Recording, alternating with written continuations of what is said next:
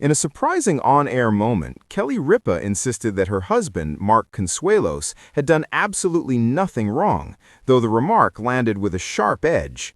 The comment emerged amid their usual playful banter, but this time the jab caught even the live audience off guard. What followed quickly became a headline-making exchange. As the conversation unfolded, viewers also learned what Mark Consuelos has planned for his children's Christmas gifts, and it didn't sit well with Kelly. Kelly Ripa first made waves back in October when she commented on how pampered Manhattan kids had become, particularly when it came to Halloween treats. She revealed that she prefers to pre-bag candy instead of letting children choose for themselves. Now, it seems her husband has taken on a Scrooge-like role just in time for Christmas. During a recent episode, Kelly brought up the upcoming Black Friday sales, noting, as Mark pointed out, that she usually completes most of her holiday shopping well before the post-Thanksgiving rush. When Kelly admitted she hadn't done enough shopping this year, Mark floated an unexpected idea. Instead of buying physical gifts, they should give each other and their children something else entirely. "The kids are grown," he said bluntly. "I'm not giving them anything." The Scream 7 star reminded viewers that they have 3 adult children, Joaquin, 22, and Michael and Lola, both 24. Kelly was visibly taken aback by her husband's frugality, especially when he suggested simply sending the kids a check with a casual "Merry Christmas." As the discussion continued, Kelly called out Mark for what she described as his complete lack of holiday participation.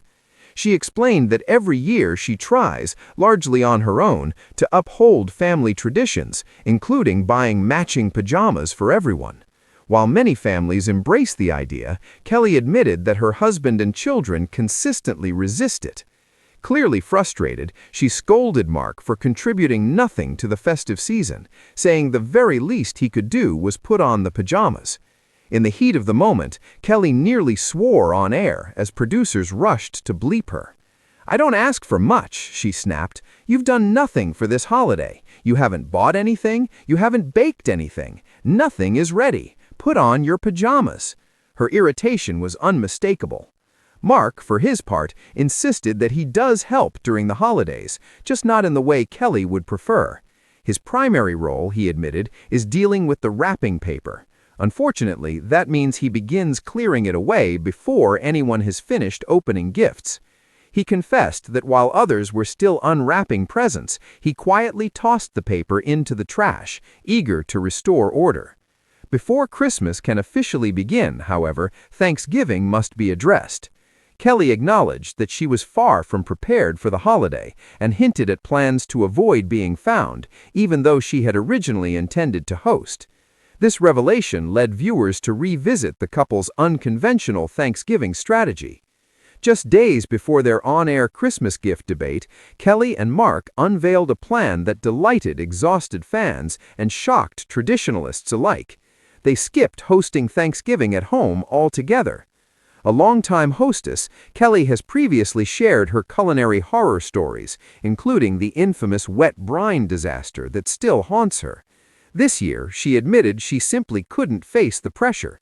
"We're fleeing," she announced in mid-November. "We're hosting, but not really." Soon after, the couple boarded a plane to London.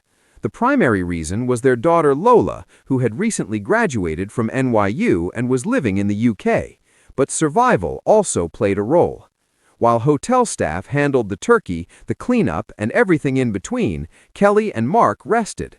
When Kelly updated viewers on December 1st, she couldn't hide her satisfaction.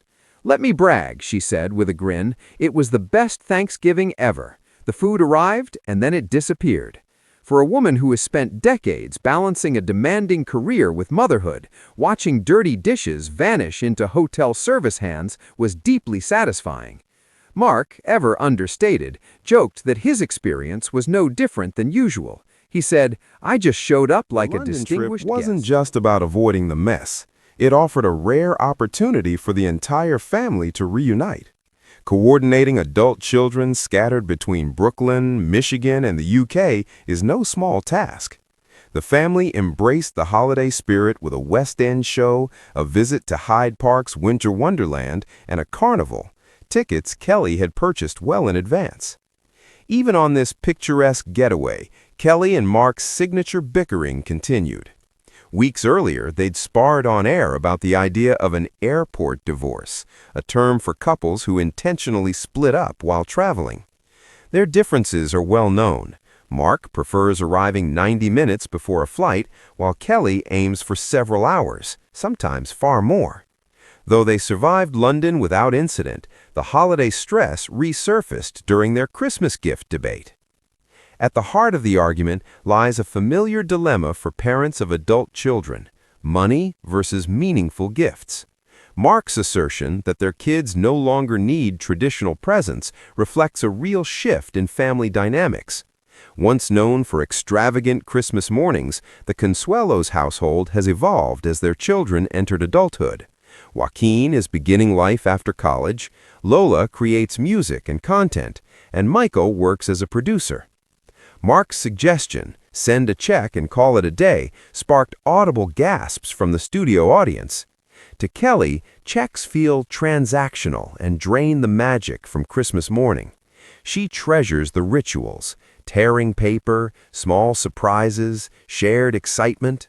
To her, reducing Christmas to a bank transfer turns the holiday into a business exchange. Still, Mark's practicality struck a chord with many viewers. Buying gifts for adults with their own tastes and incomes can be tricky. Cash, he argued, offers freedom, the ability to save, travel, or pay rent. The audience reaction was split.